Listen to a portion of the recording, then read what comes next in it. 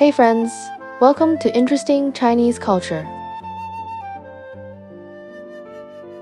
Is it true that Chinese people can take 15 days off for the Spring Festival? It sounds a bit exaggerated, almost like a joke.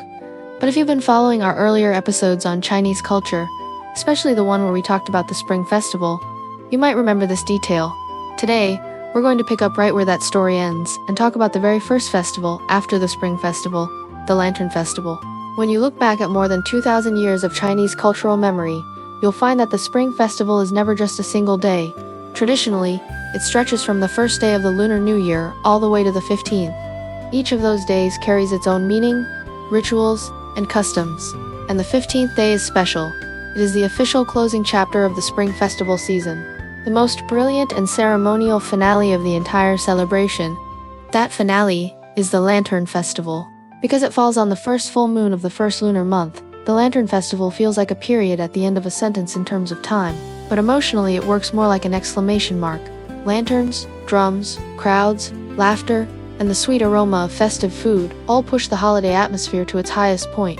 Only after that does the year truly begin to settle into everyday life. But why this day? Why lanterns everywhere? And why that bowl of round, glutinous rice balls? To understand this, we need to peel back layers of history and step into the glow of this lantern-lit night. To understand the Lantern Festival, the first thing we need to talk about is its name. The word Yuan Sua is made up of two characters. Yuan refers to the first lunar month, the beginning of the year. Shao means night. Put together, it literally means the first night of the full moon in the new year, so the name itself works on two levels.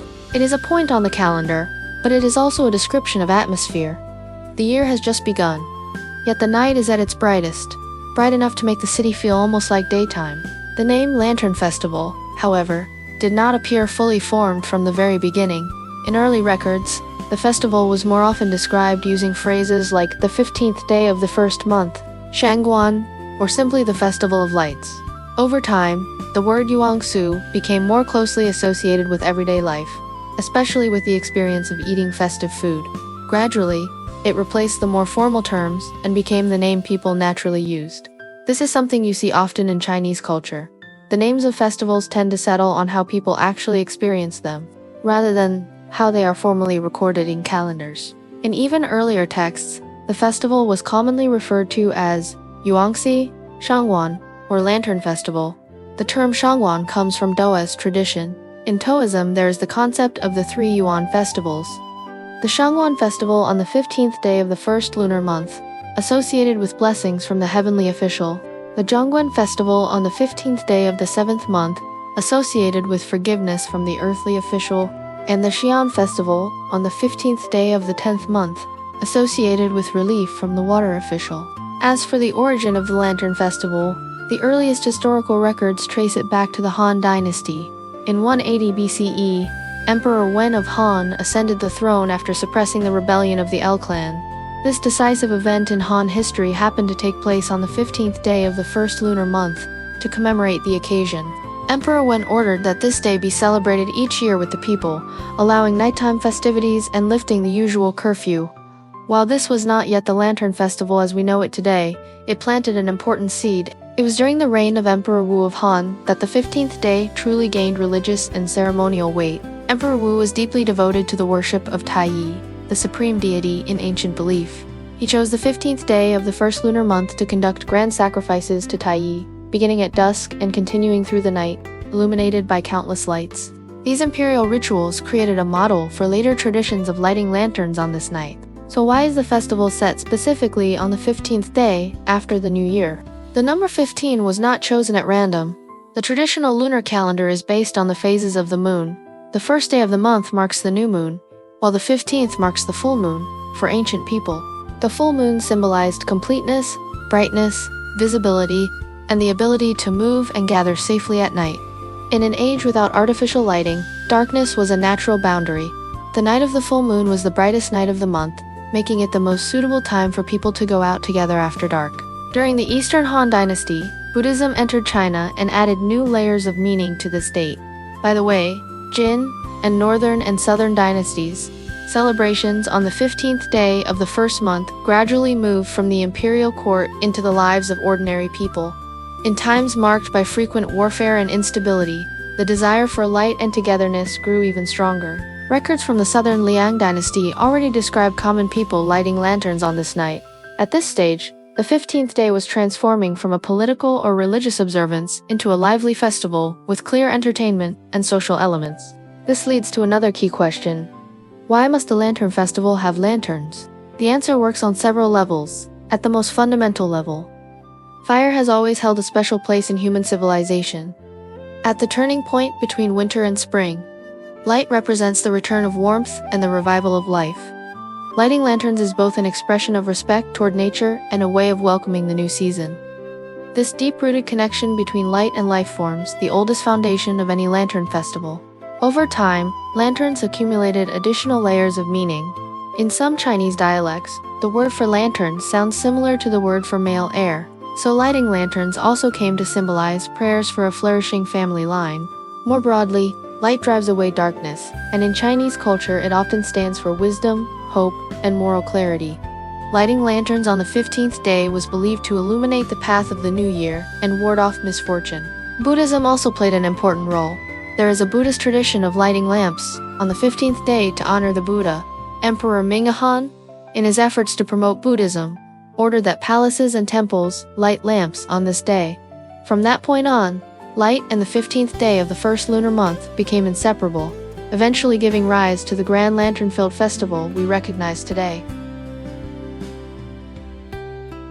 Historically, the scale of lantern festival illuminations once reached astonishing levels.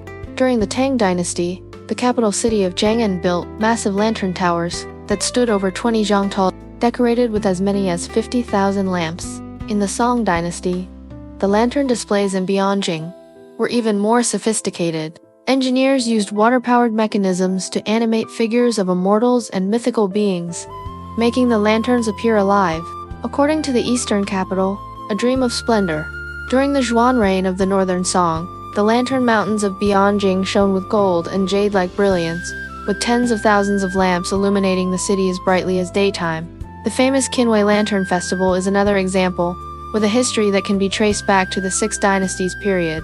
In China, visiting lantern fairs during the Lantern Festival has long been a deeply rooted tradition. But are these dazzling lantern displays meant only to be admired while strolling through the streets? This brings us to another essential Lantern Festival custom: guessing lantern riddles. If lanterns are the visual feast of the Lantern Festival, then lantern riddles are its intellectual carnival. On the surface, this activity seems lighthearted and playful, but beneath it lies a rich cultural code. When did lantern riddles first appear? That is difficult to determine with certainty. What we do know is that fully developed riddle-guessing activities became widespread during the Song dynasty. However, the roots of this tradition reach much further back. As early as the Spring and Autumn and Warring States periods, the historical era that forms the backdrop of the records of the Eastern Zhou states, diplomats from different states often used indirect language and coded expressions in political negotiations.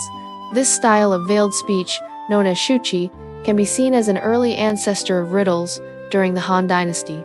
A popular game called Shifu involved guessing the identity of objects hidden under a cover.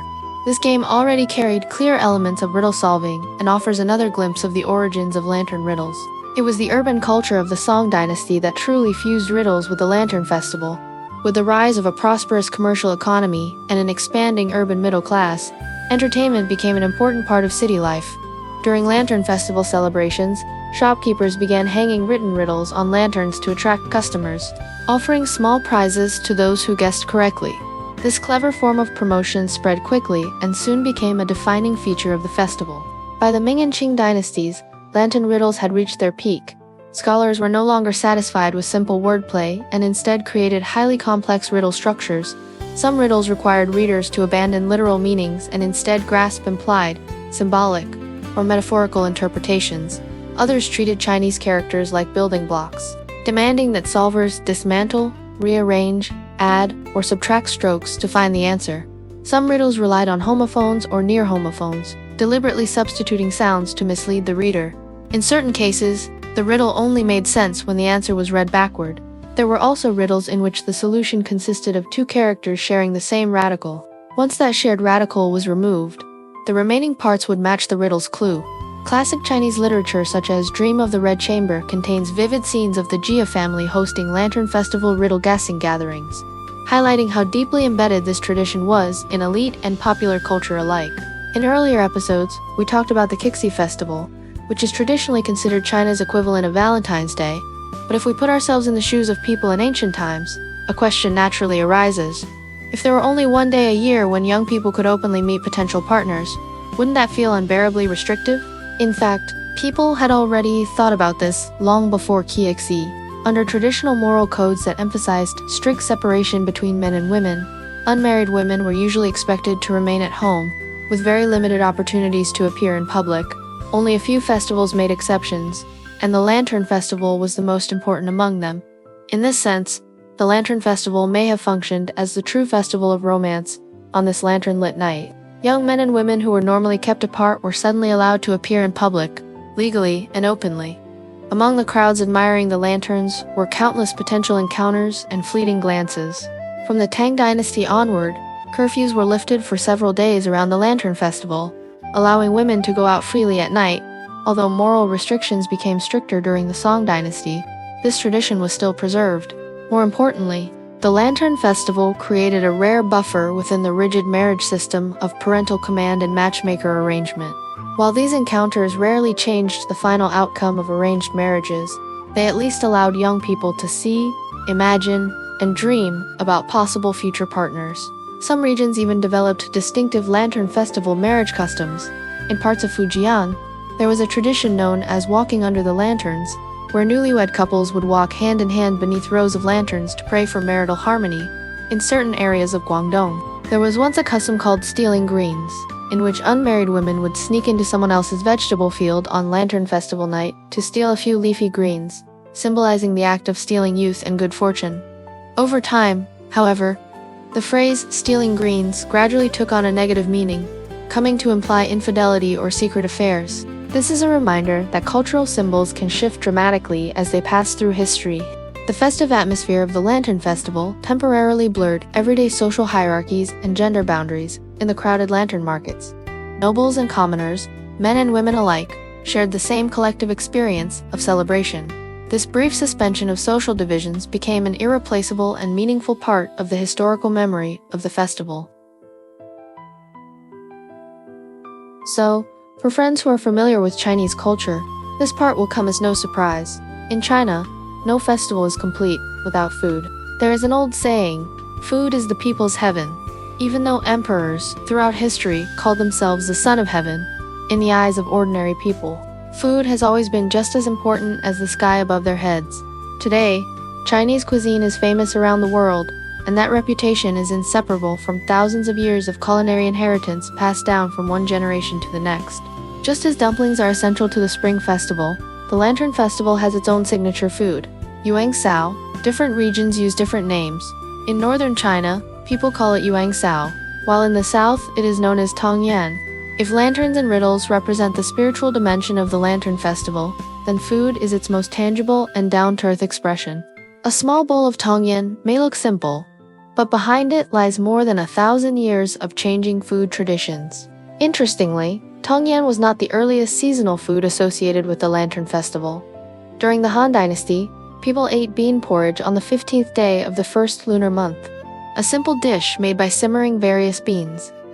In the northern and southern dynasties, a fried food known as yoguan, similar to today's fried rice cakes, became popular. The true ancestor of tongyan did not appear until the Tang Dynasty. Tanjira food records mention a dish called glutinous dumplings in soup, made by wrapping fillings in glutinous rice flour and boiling them in water. What's especially interesting is that this early form of tongyan was originally believed to have medicinal value. The famous Tang Dynasty physician's son Simao recorded in essential prescriptions worth 1,000 gold that certain types of soup dumplings could treat weakness of the spleen and stomach. This shows that early tongyan emerged from the idea of food and medicine sharing the same roots. In other words, the concept of healthy eating has been embedded in Chinese culture for a very long time. By the Song Dynasty, tongyan had become widespread and even earned an elegant nickname, floating round balls, because they rise to the surface once cooked. At that time, fillings were already quite diverse. Besides familiar flavors like sesame and peanuts, there were also rosé, osmanthus, and even mint. It turns out that the black sesame tongyan most commonly found in supermarkets today is truly an old classic. During the Ming and Qing dynasties, tongyan making techniques became even more refined. Records of Ming court cuisine describe imperial yuangsao as being made with finely ground glutinous rice flour, filled with walnuts, white sugar, and rose petals, then sprinkled with water and rolled until they reached the size of a walnut. What's worth noting is that this period already shows early signs of regional differences. In northern China, people tended to use a rolling method, shaking the filling in dry glutinous rice flour until it formed a ball. In southern China, people preferred the wrapping method, using soft dough to enclose the filling. These different techniques eventually evolved into the distinction we see today. Simply put, northern yuangsao is rolled, with a slightly rougher texture and firmer filling, while southern tongyan is wrapped, with a thin, soft, chewy skin and a wider variety of fillings. In modern times, tongyan has developed strong regional characteristics. Ningbo is famous for its pork lard tongyan, made with high-quality local glutinous rice and a filling of black sesame mixed with pork fat, producing a rich and aromatic flavor. Chengdu's lei tongyan uses chicken fat in the filling, giving it a distinctive taste. Suzhou's five-color tongyan is dyed with natural plant pigments. Small and delicate in appearance, all of these local variations are the result of long-term accumulation within regional food cultures. But in my own childhood memories, yuangsao seemed to come in only two flavors: black sesame and peanut. Changes in tongyan fillings reflect the richness of China's agricultural products and the long history of culinary exchange. During the Tang and Song dynasties, fillings were mainly made from local ingredients such as sesame, red beans, dates, and walnuts. After the Yuan dynasty, as cultural and commercial exchanges increased, floral flavors like rose and osmanthus became popular. In the Ming and Qing periods, some southeastern coastal regions even developed savory fillings using pork or cured ham. One filling deserves special mention: black sesame. Sesame originated in Africa and entered China through the Silk Road. In the Han Dynasty, it was still considered a rare imported crop, but by the Song Dynasty, it had become widely cultivated. When sesame is roasted, ground, and mixed with sugar and pork fat, it becomes the most classic yuangsao filling of all. A single black sesame yuangsao may be small, but it quietly contains the entire history of Silk Road exchanges within it.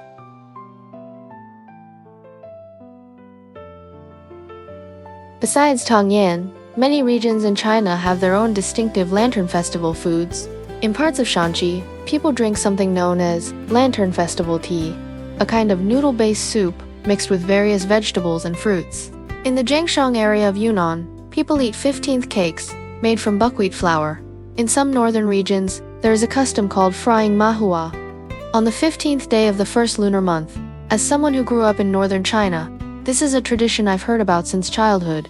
In the north, purely deep-fried foods are actually not that common in everyday life, so fried mahua stands out as a familiar and festive treat. So what exactly is mahua? You can think of it this way. Imagine taking a large donut, stretching it into a long strip, then twisting the two ends in opposite directions before lowering it into hot oil.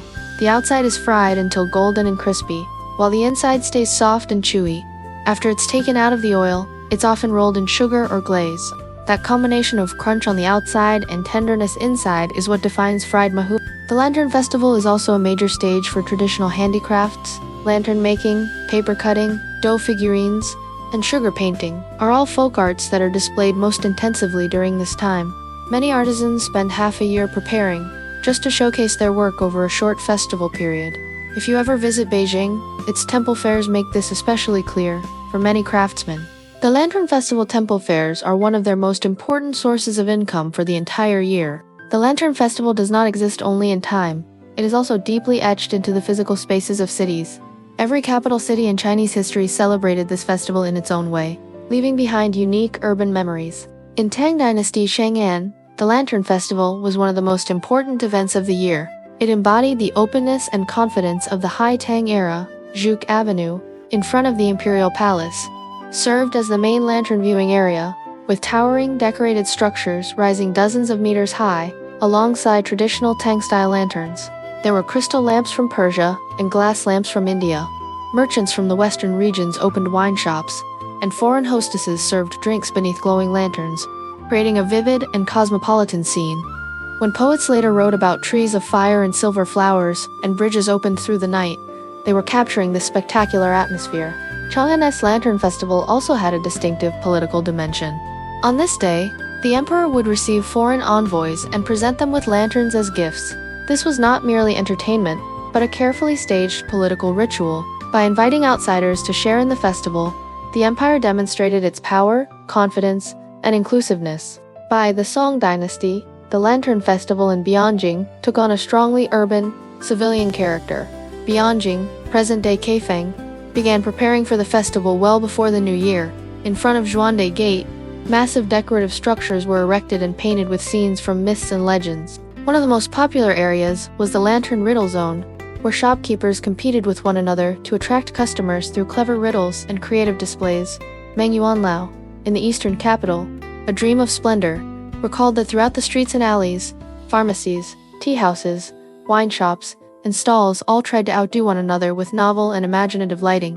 During the Southern Song dynasty, Linan, today's Hangzhou, added a distinctly southern elegance to the Lantern Festival. Lantern boats drifted slowly across Westlake, their reflections shimmering like celestial palaces on the water. In the Qingfang area, shopkeepers competed to display exquisitely crafted lanterns. Some even arranged lanterns to spell out advertising messages, which may well count as some of the earliest examples of illuminated advertising in the world. By the Ming and Qing dynasties, the Lantern Festival in Beijing had developed into a fully structured ceremonial system. Inside the Forbidden City, the celebrations were solemn and magnificent. In front of the Qianqing Palace, a massive Ao mountain lantern was erected, constructed from tens of thousands of lamps shaped like a giant mythical turtle. Symbolizing the wish to stand above all others, the emperor would host banquets for his officials, who watched acrobatic performances as part of the festivities. Outside the palace walls, however, the atmosphere was completely different. Areas such as Dongxi Palu and Shidan Palu were lined with bustling shops, and lanterns of every imaginable design competed for attention. During the Ming dynasty, there was also a custom known as walking across bridges. Groups of women would cross bridges together, believing the act could ward off illness and misfortune. When the Manchus entered the Central Plains and established the Qing dynasty, they introduced new elements to the Lantern Festival. Manchu ice lantern traditions merged with Han Chinese lantern customs, giving rise to Beijing's distinctive ice lantern fairs. On Taipont, today's Beihai Park, craftsmen carved ice into pavilions, figures, and animals, placing candles inside them. The glowing ice sculptures were crystal clear and dreamlike, resembling a scene from a fairyland. These urban memories are not just remnants of the past, they are living cultural genes. Today, places such as Xi'an's Datong Everbright City, Kaifeng's Qingming Riverside Park, Hangzhou's Westlake Lantern displays, and Beijing's Longqing Gorge Ice Lantern Festival all revive fragments of these historical scenes, in their own ways. They allow modern visitors to step across time and experience the atmosphere of ancient lantern festivals. As China's economic strength has grown and cultural confidence has deepened, traditional festivals have entered a period of revival. In 2008, the Lantern Festival was officially listed as a national-level intangible cultural heritage. This was not merely an administrative decision, but a clear recognition of the festival's importance within Chinese civilization. The Lantern Festival is more than just a holiday. It is a living tradition, a steady cultural breath. It reminds us that tradition is not a burden weighing us down, but a foundation that supports us. Innovation is not reckless abandonment of the past, but the growth of new branches from deep roots. In the lantern light that has been passed down for thousands of years, we see not only the brilliance of history, but also a direction for the future. That direction lies in the hands of everyone who cherishes this tradition and is willing to give it new life. The Lantern Festival is a fusion of multiple cultural streams. It began with imperial rituals, absorbed Buddhist lamplighting practices, blended with Taoist, Shangyuan traditions, and gradually incorporated local folk customs from across the land. If you take the festival apart piece by piece, you'll find that it is really celebrating three things. First, it celebrates the return of time to order. The psychological transition of the new year cannot be completed in just a day or two. The Lantern Festival acts like a ceremonial period, telling people that the new year has truly passed and everyday life is ready to begin. Second, it celebrates the reopening of public life. The Spring Festival is mainly about family gatherings and celebrations inside the home. The Lantern Festival, by contrast, belongs to the entire city. Lanterns light up the streets, and people step outside to celebrate together in shared public spaces. Third, it celebrates a deep human longing for completeness. Throughout history, Chinese culture has held a persistent attachment to family reunion. On the Lantern Festival, the lanterns are meant to be complete, the moon must be full, the food must be round, and people hope for wholeness in their own lives. The Mid-Autumn Festival reflects the same desire. This longing for togetherness has never faded. It is a shared language shaped over centuries by agricultural rhythms, family structures, and social change. The Lantern Festival is a vessel of memory. Every lantern, every riddle, every bowl of Tanyang carries layers of collective cultural remembrance. So let us return to the original question. Do Chinese people really take 15 days off for the Spring Festival?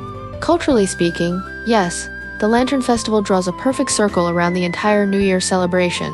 But more importantly, year after year, it reminds us that in a rapidly changing world, some traditions are worth holding on to. That in an increasingly individualized society, collective celebration still matters. And that even in an age dominated by virtual connections, real lantern light and warm food can still move the human heart. Next time the Lantern Festival comes around, when you bite into a tongyan and watch a lantern glow to life, take a moment to think about this. What you are tasting is a flavor shaped by thousands of years of culture, and what you are witnessing is a light of civilization that has never gone out. This light once illuminated the palaces of the Han and Tang, shone over the marketplaces of the Song and Yuan, warmed the streets and alleys of the Ming and Qing. Now it stands before you, waiting for you to receive it, and to pass it on to countless future nights of the 15th day of the first lunar month. Welcome to China. Welcome to Chinese food. And welcome to Interesting Chinese Culture. We'll see you next time.